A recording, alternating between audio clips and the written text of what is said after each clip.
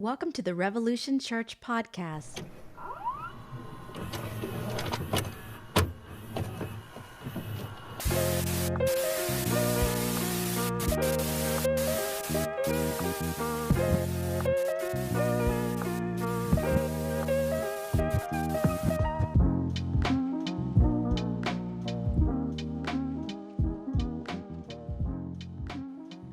Hello, everybody. Welcome to Revolution. I was looking for this. I've been looking for this all day. It's right there on the bookshelf. Good morning. So, getting ready for our afternoon, I guess. Yeah, good afternoon or good evening, depending on where your region is. It's 11 a.m. Pacific Standard Time, North Pacific. I don't know. Wherever I'm at, it's 11 a.m. It's 11 a.m. somewhere. Yeah, so sorry about last week. A lot of you may know I suffer from depression. I actually suffer from something called double depression, which is really weird and it doesn't seem real. And I've actually had a lot of people like, oh, double depression. And it's real. It's real, actually. You can Google it. That's the only way I knew it was that. The psychiatrist told me, and then that I Googled it. So I figured if it's a psychiatrist and it's Googleable, then it must be a real problem. But anyhow, I take medication at night. I have for years. I used to be on tons of medication. Finally got down to one medication, and I take it at night. And my doctor's office that I went to because I wasn't getting it through psychiatrist, decided not to refill my prescription without giving me a heads up. And so I had to argue with the doctor's office and do all this. I didn't have a medication. It was really a rough 2 days because the withdrawals start right away. So it's like not one of these things where it's like, in a few days, I'm going to be crazy. It was like, I'm feeling crazy right now, and, you get a lot of zaps, feel a lot of the zaps if anybody's ever had withdrawals, and kind of like a cartoon character getting banged in the head with a frying pan, like, a lot of that vibe. So we got it fixed. Kind of. Got a new doctor, but I can't see him until next year because insurance in this country is insane. So I have to go back to my old doctor, back into my old neighborhood, and have a conversation with them. So that's what we're gonna do. Anyway, so that's the long explanation of why we had no service last week, and I was gonna move it, and I thought I could move it because I thought I'd get the medication thing taken care of right away, and it took like 3 days to get taken care of. So I just said, oh well. We'll do it. We'll pick it up this week. Oh, forgive me. It's my son's birthday. Well, his birthday was on Friday, but today is his party. So right after this, I'm driving to go pick up a cake and then go over to his mom's house for his 8th birthday. But we had a little family party on Friday, and that was great. And then yesterday, what did we do yesterday? Well, I got him a metal detector, so we went out metal detecting, which is really kind of a funny thing to do. I never really thought about it, but we did it, and it was fun and really hot. And then it was so hot, we went and saw a Teenage Mutant Ninja Turtles cartoon movie, which was really awesome. I really recommend that. And then today we're having the party with all the kids and all the craziness and all the family and all that stuff. So that's today. Oh, there you go. There's your intro. But one of the things,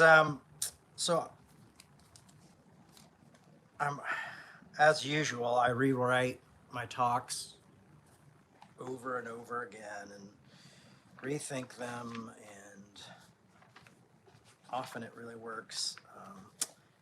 But today is and I think it's kind of just reflecting on the whole ordeal of dealing with life on life's terms, dealing with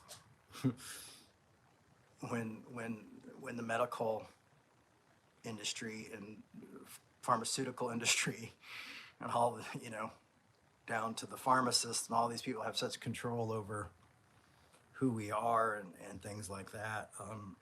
It kind of made me start thinking about that, as well as like finances and how we move forward and vision and all these type of things.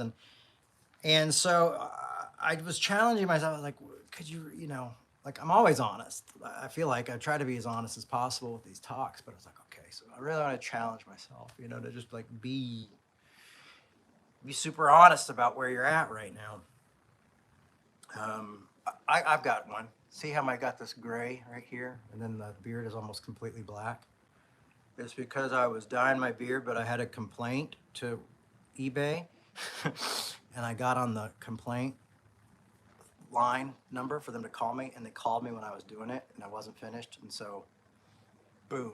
All right, so there's confession number one. That's getting real, folks. Vanity is real. And also, I don't want to look like my dad. You guys would turn this on and you think, oh, there's Jim. And then, you might not like that. So I wanted to try to stay Jay and not Jim. He stole the beard from me, by the way, and gave me the baldness. But,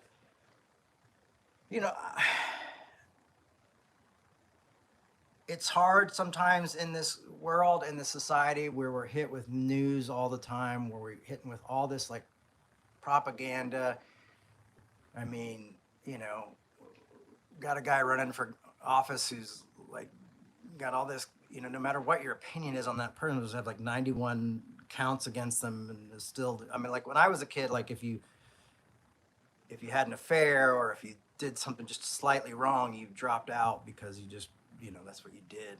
And now it's like no hold barred politics is a strange thing, and then you see like the fires in Hawaii, and then you see like these like companies coming in and being like, oh, let us buy the land from you and let's turn it into another location for, let's kick you, give you, now you have no place to live, let's double it and let's make more, profit off of this stuff. So you kind of start to feel hopeless. I think a lot of us feel hopeless, and you, like I was saying, like, here I am, I've got insurance for this year. I had to get a new doctor and I won't see them till next year. So I will literally have to be re-upping my insurance and hopefully be the same insurance, because I do a sliding scale insurance thing that's covered so I can have the appointment. You know what I mean? It's like, but I'm paying really to just, now I have to go back to an old doctor. You know what I mean? It's like, it's just this constant, like, playing these games. I was watching this woman who, this woman who was giving a talk, just talking online about like, when does it end? When does it end? When does, like, battling to pay rent and battling to pay your insurance and battling to pay your medical bills and battling, like to pay the bills that aren't covered by that. Like, because you got to have eye, you got to have teeth, you got to have this, you got to have car, you got to have house, I had to have renters for my apartment here, it was part of the deal. Groceries, are up like 3 times, I mean, it feels like it's like, for me to get just a couple weeks of groceries, it's like $300, or not that much, but like $200, and it's just like gas and blah, blah, blah. And it's, when is enough, you know what I mean? And then you turn on the news and stuff and you see people are fighting about like identity politics and like the president's got another count against him. It's like, you know what? I don't really give a shit about that anymore. Like, really, what I would like to see is, as human beings, is how can we live together as human beings and survive? How can we pay for our lives and not be completely on survival mode constantly? That's causing us all to have so much anxiety and so much stress. How do we, how do we do that? And I'll be honest with you, I don't have an answer for you. People will vote, but like, I'm in this process right now, and there's a Democrat in office. You know what I mean? I don't feel like a Republican's going to make it better. Don't feel like a Democrat's going to make it better. I want to vote third party, and then people are like, oh, you're throwing your vote away. But I love Cornel West. I've studied Cornel West. I've sat in a lot of classes with Cornel West. He's an amazing speaker and teacher. But yeah, I mean, it's crazy. The world seems a little bit crazy. Like, when like you have people talking about aliens existing, and we're all sitting here going like, it's a shirt, but thank you. You got people going like, oh, aliens exist, and we all just don't care because we're like, yeah, it would be great. Aliens exist, but we would just be able to have an affordable wage. Like we would just like to be able to like pay rent that's not like insane, Like I don't have enough credit for a house, so I can rent, but my rent is going to be twice as much if I had a house. I mean, it's like this insanity of the system, and then the apologists for the system is the people who are like the apologists for that system is insane. It's a broken system. It's broken. The Democrats are broken. The Republicans are broken, and they're all, if you pay attention, it's a sad place. So how does religion fit into this? How do we do this as a community? I don't know sometimes. So I'm feeling very weary, to be honest with you. I'm feeling really weary lately, especially this past week. I think the medication thing was like, do I want to stay on this medication? And, because do I want to be dependent on something like this? And I'm not going to lie, I had I went to some really dark places mentally. And it's tough. Because I gave up psychoanalysis so I could move and be closer to my kids, but I couldn't pay one bill and both. It just wasn't an option. And I just feel like the system seems to be pushing us all to a breaking point. And it's like we have the have and have nots, because it's weird. Like sometimes, because I like fashion, and I follow some of these blogs on, believe it or not, and I follow some of these blogs on Instagram and stuff, and then you see like this guy's like, oh, and the so-and-so made this $1 million purse, and you're going like, what? Like, are you completely out of touch with the world? Like you're making a purse that's $1 million, Gucci, and you're doing all this crazy shit and just throwing money, and we're all just like, holding on, trying to survive, and it's just, the hypocrisy in it is insane. The gap that's building. And I think this is one of the reasons why we talk about arguing well and disagreeing well and having these conversations, because I think there might need to be a reality dose to some of these folks who are higher up and run these corporations and these companies of saying like, hey, we need to talk because we're not surviving down here, and down here is becoming more and more like you down here with the rest of us. It's like 80% of us, or 60% of us, whatever, it's like but it's not like, the middle class is hurting and scared and freaked out, you know what I mean? So it's people are struggling everywhere. I took my kids to see Teenage Mutant Ninja Turtles yesterday, and I was like, oh, okay, 3 tickets, and it was like $45, and it was like, that's not the best way we can spend our money, but I don't have AC at home, and you just do stuff like that. You live that. And I'm not trying to complain just so I'm complaining. What I'm trying to do here is say, if you're going through this and you're feeling this every day, you're not alone. And if you're trying to be like, where is God in all of this? You're not alone. And if you're trying to say like, where are my friends? Where are the people I could count on? Where is my community in all this? And that you don't feel like they're showing up, you're not alone. What I mean? Like that's just like a lot of us are in that place. It reminds me of that song, I'm Busted, and Johnny Cash was like, and I was just thinking about, he talks about, I called up my cousin and my cousin said, I was just thinking about calling on you because I'm busted. Like everybody's busted, And so there's that. That's that, in the future, this work and what we're doing here is a worry. Anyway, I'm going to try to not live there, but I just thought it's a good thing for us to be honest with each other. I had a few of you reach out to me and say that you appreciated me being honest about my mental health and why I wasn't able to do service and talking about that stuff. And I figure that's important to do, continue to do, to be transparent, to be honest with all of you. And, you know, and being a pastor or a speaker or a religious person, as I mean, I've been doing this. Next year will be 30 years, which is really bizarre. You start to feel like a relic. You're like, you can't really be successful unless you're talking about certain things, unless you're fighting certain fights. And it feels weird. So I want to read a quote from the Avett Brothers. It's a song called "The Weight of Lies," and it goes, "I once heard there was the worst thing a man can do is draw a hungry crowd and tell everyone his name, pride, and confidence, but leaving out his doubts." And so this idea of going and selling something that's not real, selling, this, oh, and God did this in my life and then that in my life and that in my life. It's like, not mentioning the doubts, not mentioning the insecurities, not mentioning the addictions, not mentioning the mental health issues, not mentioning the marriage problems, not mentioning what it's like to, raise your kids, or if you're wealthy, not raising your kids and having too many people raise your kids for you, like I was raised by so many different people growing up, but this idea of having it all together. And I think we saw that a lot in the evangelical church growing, I did at least, in the church, of, this idea that Christianity, that God was going to answer all your problems and you're going to be taken care of and that you could make it and all this kind of stuff.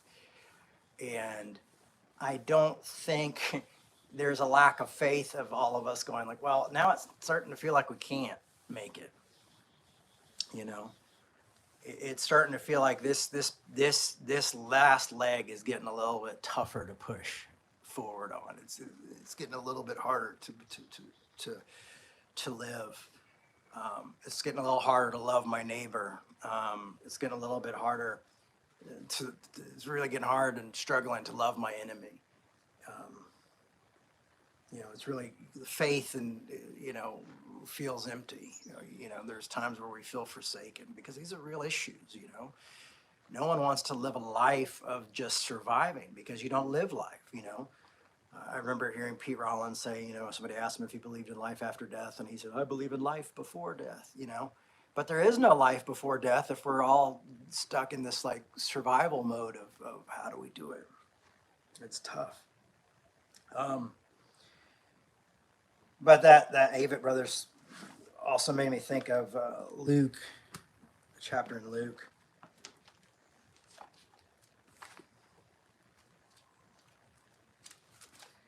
I think it's Luke 11:47.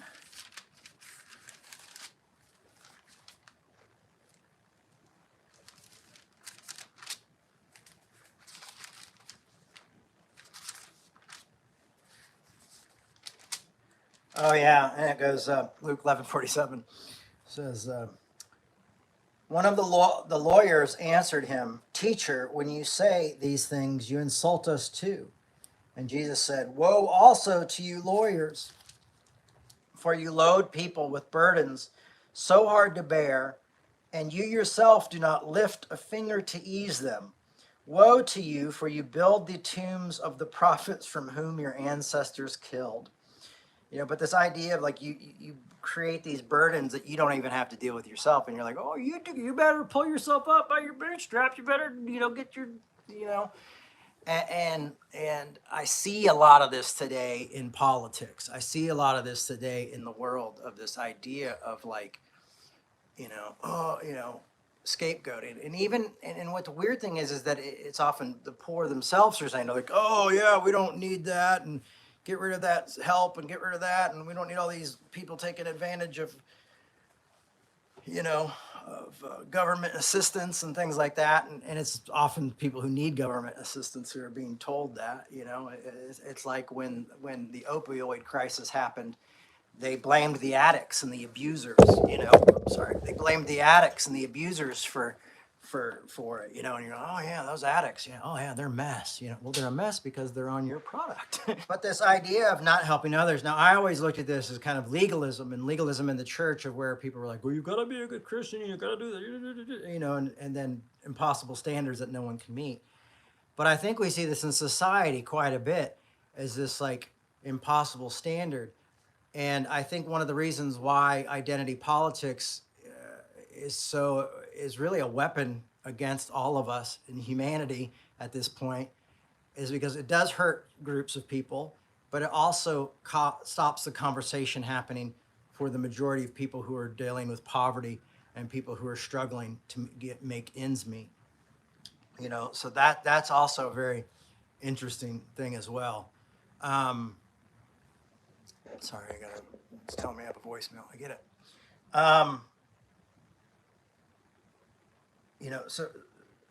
So you see the government go, oh, we got to do this, it's easy for politicians who have great health insurance plans to tell us like, well, we think you should pick your own, we think you should. It's like, oh, because you don't know what it's like to be sick and be afraid you're going to go bankrupt. And so they give us these burdens that they themselves don't carry.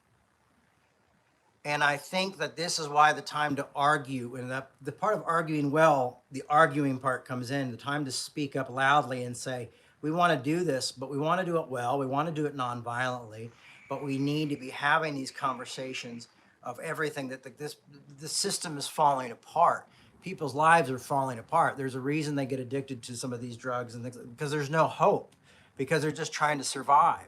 Like all they can do to numb that pain of the survival cycle that continues to happen is maybe try numbing it with medication or numbing it with these different things. So society is really in a place where we're not having these conversations. And what it would be great to see, and why I try to talk about bringing right and left people together, is that if we came together as human beings and saw that, okay, this is the underlying struggle that they're trying to get us to ignore by continuous to have us fight over these other things, why they all get rich because they could give a shit of, about the rainbow flag up or down, or about Black lives or this or that. That's not what they're thinking. You know what I mean? That's not what the majority of these folks are thinking. What they're thinking is like, look where their money's invested. What are they invested in? Are they invested in weapons production? Oh, they're pro-war. Oh, we should be pro-war too, because but remember the whole thing of follow the money. And so it seems like we get built with propaganda that only really help the few, and a majority of people are really suffering. I feel like a very, very liberal person today giving this talk, but that's not the point. There's another verse in Matthew.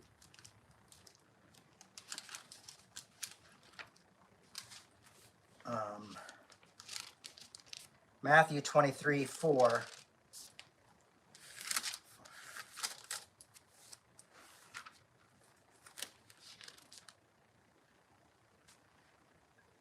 And it says, and it's the same thing. It's Jesus saying the same. They tie up heavy burdens, hard to bear, and lay them on your shoulders of others, but they themselves are unwilling to lift a finger to move them.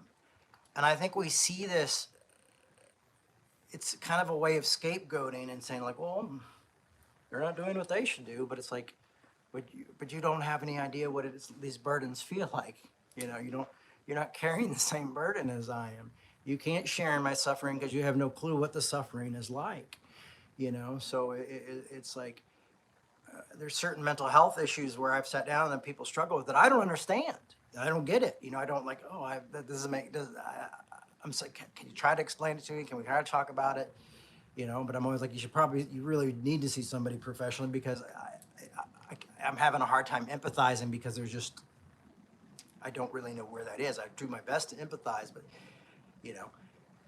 but when you start to have people who just lack all empathy for the other, and for the community, and then we have a big problem. Then we got to really start to have hard conversations and tough conversations to work these things out.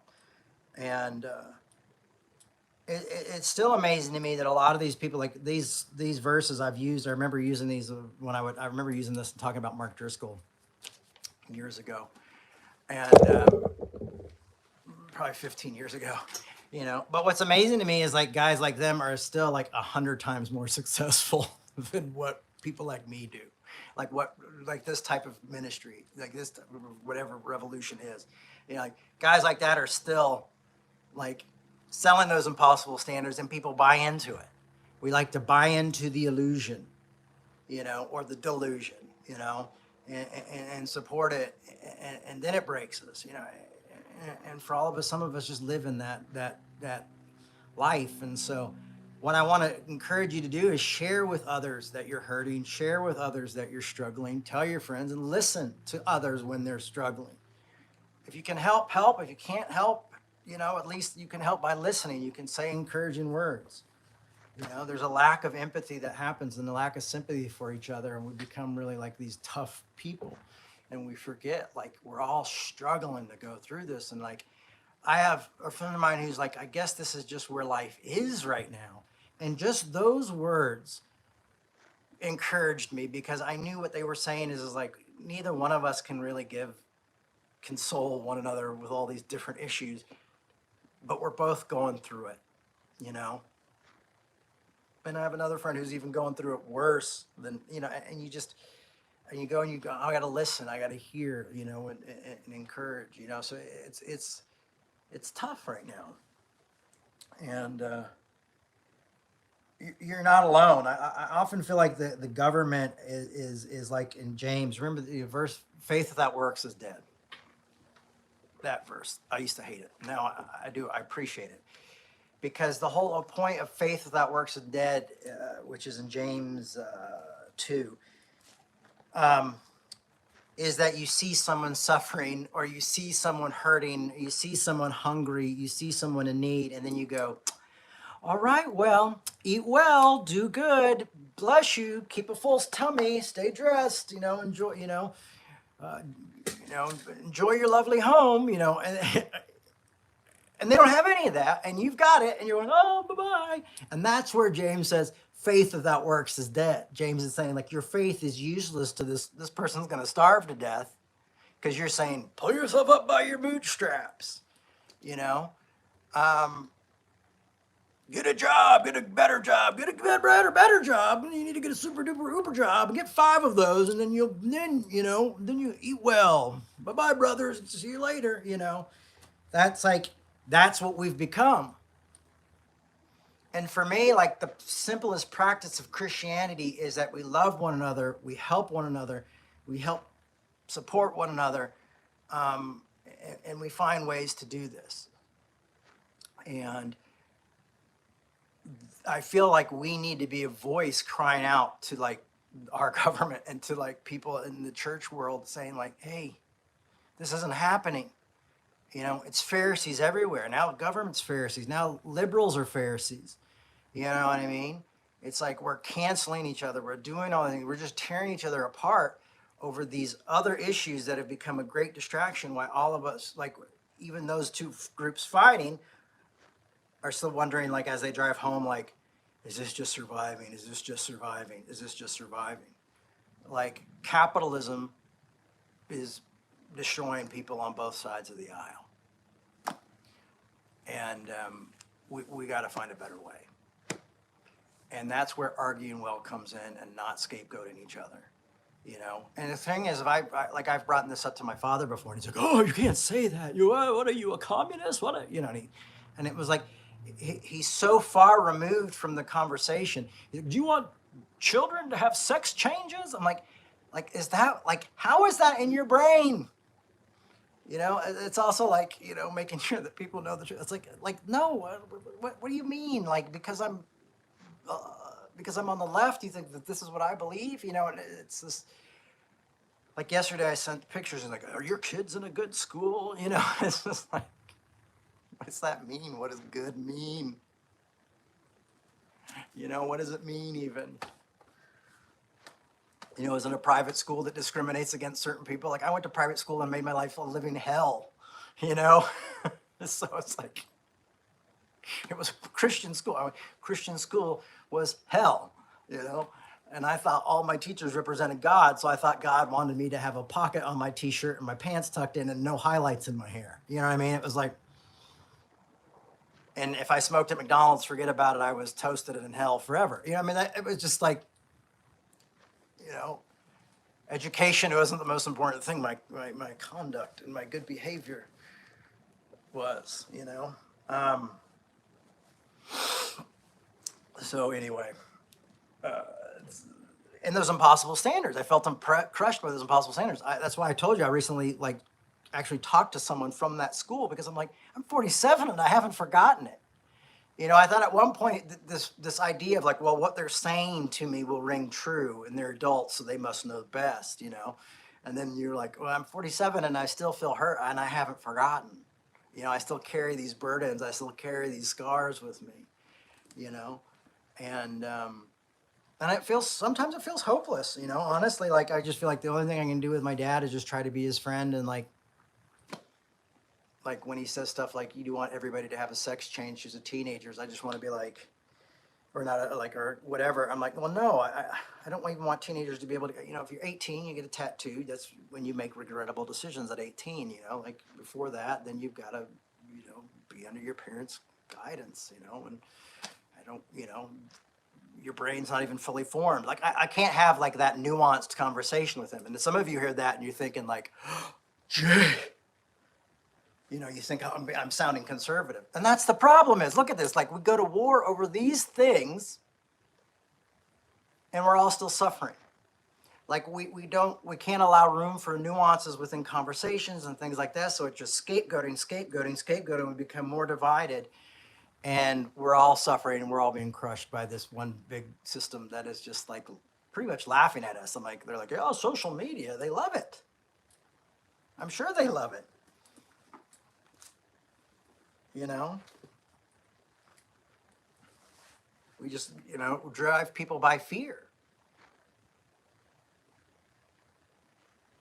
So I like that faith without works, that part of like, oh, so works means is like I help people, I help others, I help people who have less than I do, and help the unfortunate, and help, you know, that's not a bad idea. But like I said, you know, there's people who are like, boo hoo, pull yourself out of your bootstraps. Like I try to like, so I talked to the Revolution, our financial guy at Revolution. I said, listen, what do you need? You know, they're not a Christian group or anything like this. They're just a really good group that keeps an eye on the finances, make sure we're, you know, paying our taxes, doing, you know, things right, and the money goes into the right places, and then pay our bills on time, and I get paid, and my taxes get paid, and you know, all that. So I was like, well, so what do we need to do? You know, blah, blah. And he's like, well, you know, he's like, you really didn't pull in much last year. And we missed like 5 months of your paycheck and blah, blah, blah. So you pulled in about 40 grand last year and you had that part-time job. So that really helped. Blah, blah. He's like, so I think, you know, I said, cause I was thinking about like doing a fundraiser. I was like, well, maybe we do a fundraiser and we'll get one of those little thermometers, you know, which you put up and, oh, we got to raise this much, we got to raise this much. You know, and back in the day before I was affirming, you know, we had people who donated a lot of money. We got grants. We got a grant for $75,000 a year for a couple of times. And that was huge. And so I said, oh, what should we, you know, what do you think the goal should be so we can do more, maybe even have a place to meet? And, you know, and he said, well, I think, you know, and he's like, maybe 40, let's jump up to 70, it's about $75,000. I was like, $75,000. And I told a couple people about this and their minds were just blown, like, what? You know? And I'm like, I remember at a time when I towed the line that was just like part of the budget. Like that wasn't anything, you know? And it's like, no, that you can't do that. You're going to have to do more to get it. I'm like, well, I'm fine with doing more. I want to do more. It's the fact that I have to get other jobs and do other things. Like it's, you know, but the idea was is you can't, you know, you can't do it. And so it's those situations where you start to hear people like, well, pull yourself up by your bootstraps, and it's like, so even your work becomes like pulling yourself up by your bootstraps, you know. You don't know how to do it. It gets tough, and you get the two who. And what I've realized and why I think we can personalize like how I see this with revolution is for me is like I used to have so much vision. And unfortunately that vision caused me not to appreciate those times when we were in a good place. Like I never felt like we were enough. And now I'm like, God, if we just were like in Atlanta post the affirming time, which I would never not be affirming. It was totally worth the price, to be honest with you. But if we were still there, post that time, sorry, someone's taking their garbage back in, and it's really, really loud. Um, it, I would be like, oh, I can't believe it. It would be like living in oh, we can do all this stuff. We can have an employee. We can have a couple employees. And we can give them insurance. And we can have these meetings. And we can do more online. And we can, pay for ads. And we can do all this stuff. Um, we can pay rent for a location. We can do. Oh wow, this would be great.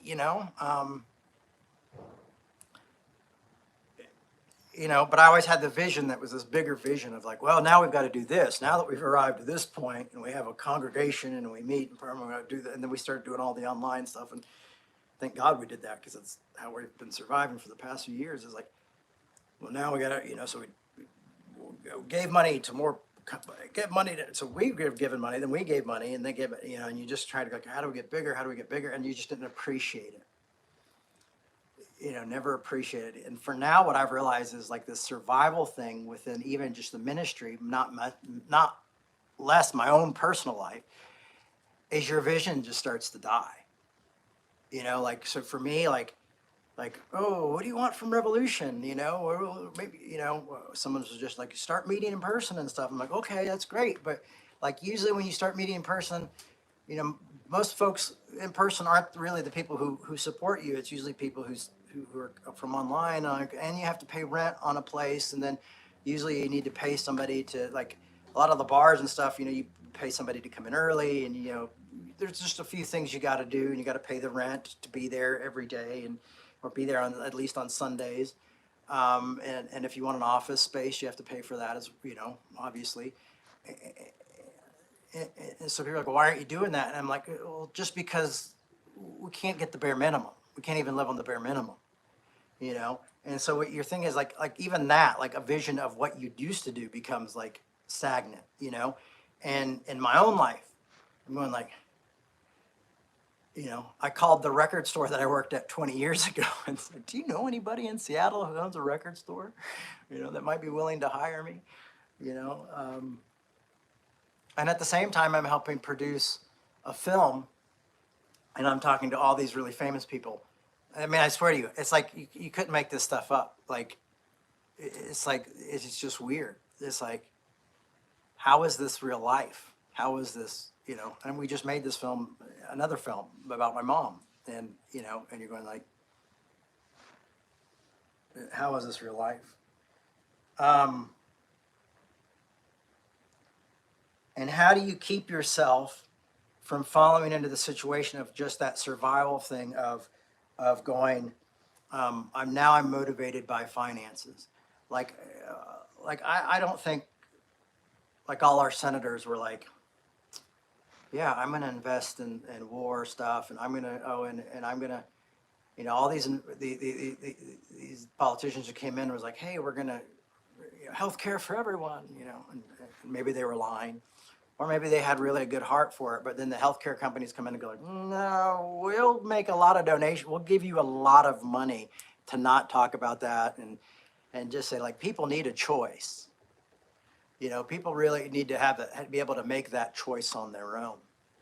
And you go like, it's like you don't want to be driven by greed. That's so tough. It's really tough to be not be driven financially, remember that the preacher in sneakers thing? You see all these preachers on these really fancy sneakers, and you know, and you have to like. It was funny, but you're also sitting there judging these guys. Like, are they preaching this stuff because so they can have nice sneakers and nice stuff? Or, you know, even looking back at my parents' life, you know, like,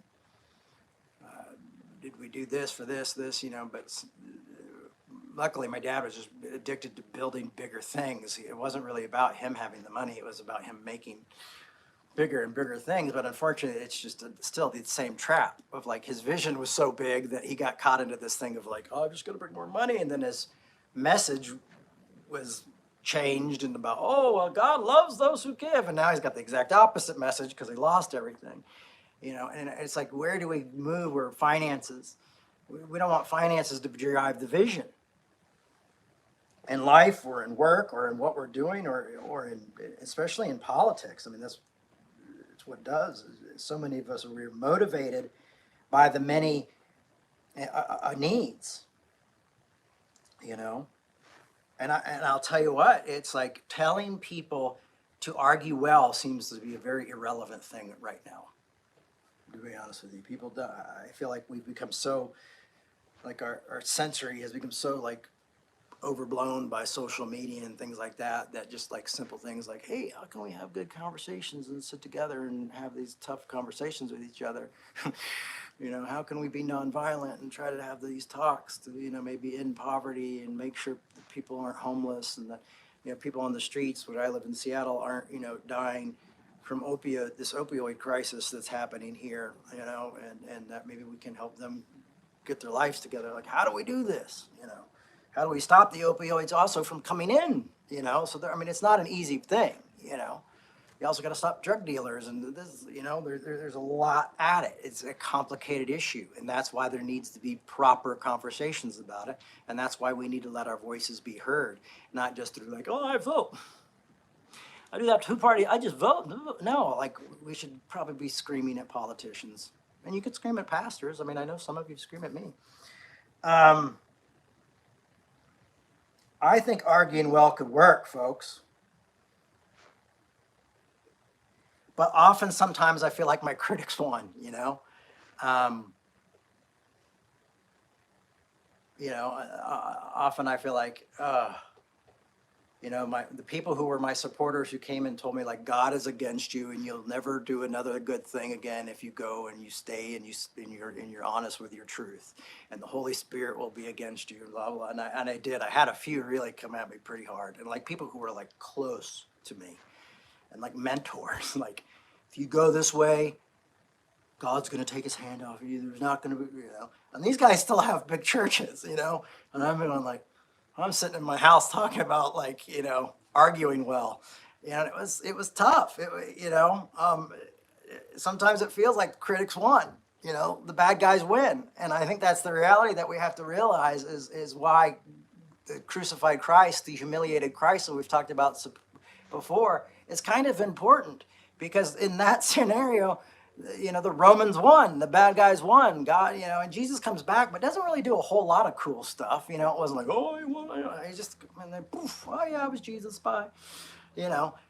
But that crucifixion of like God being abandoned by God, God being humiliated by, you know, hanging on a cross, this idea of this representation of the humiliated God, the God that abandons himself, is so important, I think, is because when we have this idea that victory in Jesus, you know, it's like, I don't want to sell false hope, you know, and I don't have a lot of hope right now. So I don't even want to really sell hope as much as I want to sell, like, maybe just be nice to each other and listen to each other and help each other. But I do believe, you know, feeling like you've become irrelevant does like hurt the ego a little bit, and it hurts my ego sometimes, and I just have to learn to live with that. Because and I will toot my own horn, because I feel like I follow my convictions, and I read really tough books, and encouraging people to do more than just, you know, tithe and you know, worry about their genitals. You know, I'm saying, hey, no, there's a bigger picture here than that. You know, And so, yeah, I feel like I'm doing what I'm supposed to do, and I feel like I'm following my convictions. But even when we follow our convictions, it's not like, an angel comes in and is like, "You've done it. Here's your pot of gold. It happened for you." It's no, the things go away. People don't want to talk to you, and then they're not like, "Oh, he's a cool punk rock tattooed guy." Like, I don't know how often I just made it off of having tattoos and being a little edgy. Good Lord, that was like my selling point. Oh, your name was Jim and Tammy's kid. He's got tattoos. It's crazy. And then all of a sudden you're like, well, actually, I have more to say. And they're like, we don't really want to hear you. We just want to see you because it helps us bring kids into our church, and then they become adults, and then their kids come, and we do that. We don't really want you to have an opinion that's different from ours. Don't push against the system. It really works well for some of us, and that's, like why Jerry Falwell Jr. is like in a yacht, and Mars Hill has moved to Arizona and is just thriving, um, and that's okay. But I want to be honest with you. So it's hard to not battle bitterness. It's hard not to feel overwhelmed. It's hard not to feel scared.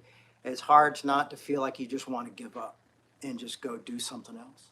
So what I want to say is I think you can make it. I think we can make it. I tried to kill myself and I failed. And I woke up in a hospital. And I'm grateful for this life. So that's not a way to go. There's a temptation there, thoughts that, of course, but you have to let those thoughts move by. But life is tough. And sometimes what you have to do is realize that you have to identify with Christ on the cross of, my God, why have you forsaken me? Or maybe the moment when Jesus is praying, the night before in the garden, where he's like, take this from me. I can't handle it. This is too much for me to handle, or Paul, like, I try to do what I want, but there's something inside me doing, the opposite. Why am I always in this constant war, this constant conflict?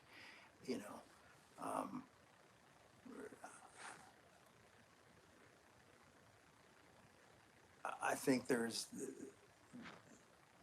that's what faith is, evidence of things not seen. So there's doubt built into faith.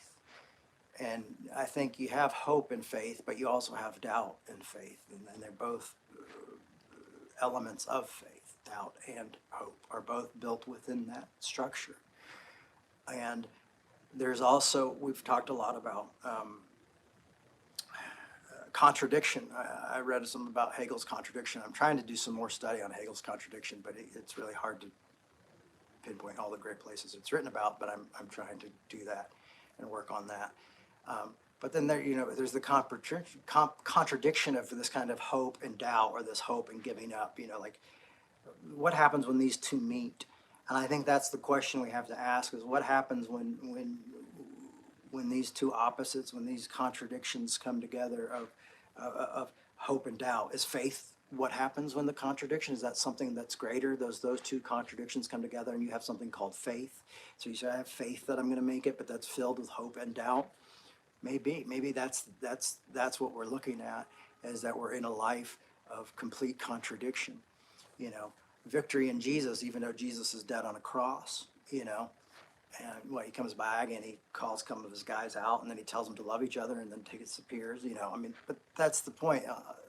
I saw this meme today that said, so Jesus, you came down to earth to suffer and die, well, what's the big deal? That's what we're all doing here, and there's truth to that. There's truth that is like, what's the big deal? We're all suffering, we're all doing it. But you know what that's saying, is that I'm not having victory in Jesus. I'm sharing within that suffering, and trying to live life on life's terms. But I think if we want to be leaders, we've got to say, like, the terms have got to change, because the game is rigged. The game is rigged, and they're using us against each other. And if you think there's this huge difference between conservatives and Republicans, and I know you do, because I talk to a lot of you between Republicans and Democrats, you do, because of things like gay rights issues and things like that. But when it gets down to war and finances and poverty, you realize that neither group really gives a damn, and that they're using us to fight against each other with identity politics. They're using racism, they're using sexism, they're using heterosexism to get us to fight and argue. And I feel like it's the great distraction. And I think people will look back on this time and go like, look what they did. They had us fighting over freaking face masks, you know, rather than seeing the people on the who are poor thinking that it's their faults, you know, or the drug addicts thinking it's their faults, not the billionaires sitting in the freaking, you know, ivory towers. So, yeah, there's a sickness. I'm going to leave you with this quote, and we'll be done. Sorry I went so long. I've got to get my ice cream cake to my son's birthday party. There are choices. Make the right choices in life. And if we don't learn to debate and talk with each other, then there will be no more future, and it will end the world. And I am fed up with it, you know? Every time you open your mouth, there is someone to castrate you, to remove your testicles for having an opinion at all. And that is a quote from John Lydon talking about his new album, what was the motivation behind his own album. And he's saying that, you know, if we don't learn to debate and talk with each other, there will be no more future. So when you think of no future, well, the reason there's no future is because we're yelling at each other and we don't know how to talk to each other and we don't know how to debate each other. We just know how to cut each other off. And he's saying the same thing that Paul said in Galatians is, you know, I wish they'd castrate themselves because they're castrating me, you know. And let's not castrate each other. You know, let's not symbolically castrate one another. Because we have different thoughts and ideas. Let's learn to debate. Let's learn to talk with each other so there is a future, you know? Let's reason with one another, if you will. Thanks for watching today. If you like what we're doing, you can support Revolution by going to revolutionchurch.com. We have Venmo and we have PayPal. That really helps, keeps the light on. Our financial guy says we need 75 grand to do more. I'll say we can survive on 40 grand. And you can make the decision after that. But besides that, we'll make it one way or the other. And let's learn to have tougher conversations. Thanks so much, everybody. Have a great week.